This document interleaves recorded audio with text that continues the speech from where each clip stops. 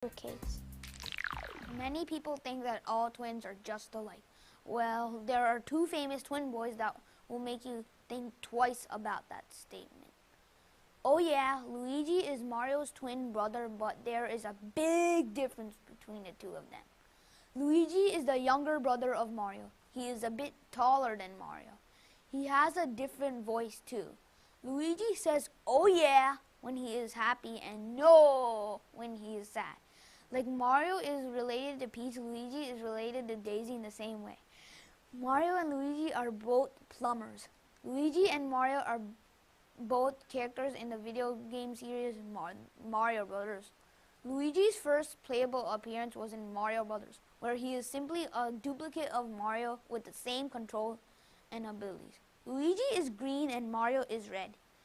In Super Mario Brothers, after Mario and Luigi fought the monsters of Mario Brothers, they returned to the Mushroom Kingdom where the evil King Bowser has kidnapped Princess Toadstool and her mushroom retainers.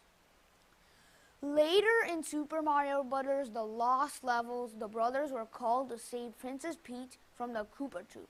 This time, Luigi could jump higher and further than Mario, but he had less traction.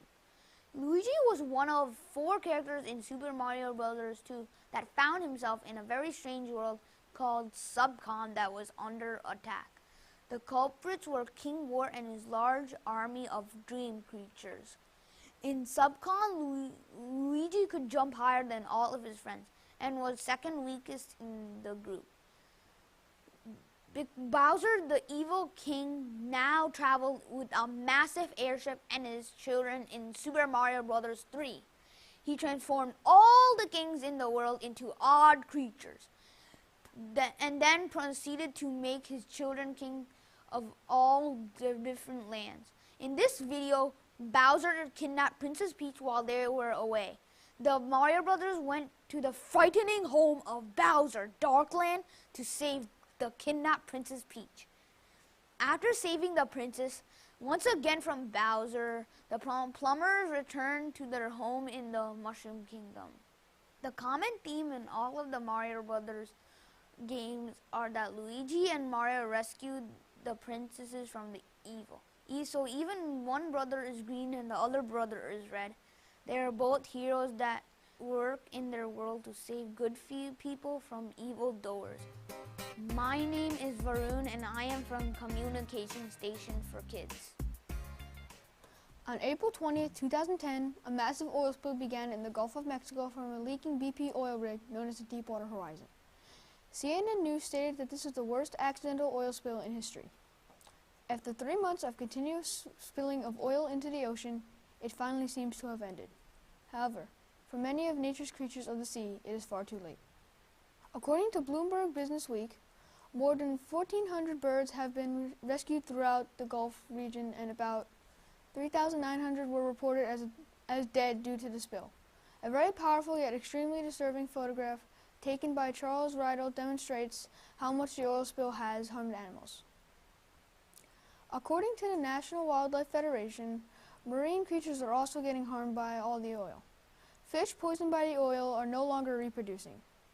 Since they are not reproducing, this means that the population of fish will drastically drop. 5 of the world's 7 species of sea turtles are located in the Gulf of Mexico. All of these 5 species are listed as either endangered or threatened. When baby sea turtles hatch, they crawl right into the ocean right after birth. This means that they are crawling right into the oil, thinking that it is the ocean. Jennifer Vegas of Discovery News says that like people running out of a burning building, sharks and other marine dwellers are fleeing oil-tainted Gulf regions and are congregating in shallower water along coastlines. Basically, sharks are swimming up to coastal shores because they are trying to get to clean water and cannot breathe in oil. Dolphins and whales have the same problem. They cannot breathe in the oil either. The photo that you are about to see is a picture of a shark with oil filled in its mouth because of the spill in the Gulf. The oil spill has changed the ecosystem on the Gulf Coast. It may take years for it to return to its pre-spill natural balance. This is Stefan reporting from Communication Station for Kids. Hi, my name is Saisuki. I'm reporting to you from the Other's Corner of Communication Station for Kids. Are you a preteen who is having problems trying to get your parents to get along? Are you a big brother trying to deal with a pesky younger brother, or is there a girl in your class who you can't seem to get along with? If you are going through these problems, you should read books like It's Not the End of the World and The Fudge Books by Judy Blume. Judy Blume is a well-known author who has written picture books for little kids, books generally aimed at grade schoolers, books for teenagers, and novels for adults. Judy tries to relate to her audience from different points of view. The settings of her books are places she has visited, spent some time in, and gotten used to. Her characters' names and personalities come from people she knew and had a relationship with. For example, in the book Are You There, God? It's Me, Margaret, Judy Blume says that she was a lot like Margaret in her childhood, and in the book Just As Long As We're Together, she named the Claff twins for Claff's, a plumbing supply store, and other people for other stores in town. Judy Blume was born on February 12, 1938, in Elizabeth, New Jersey. Her father, Rudolph Sussman, was a dentist, and her mother, Esther Rosenfeld Sussman, was a housewife. Judy Blume is currently 62 years old. She has been married 3 times. She had 2 kids with her second husband, John Blume, and is now married to George Cooper.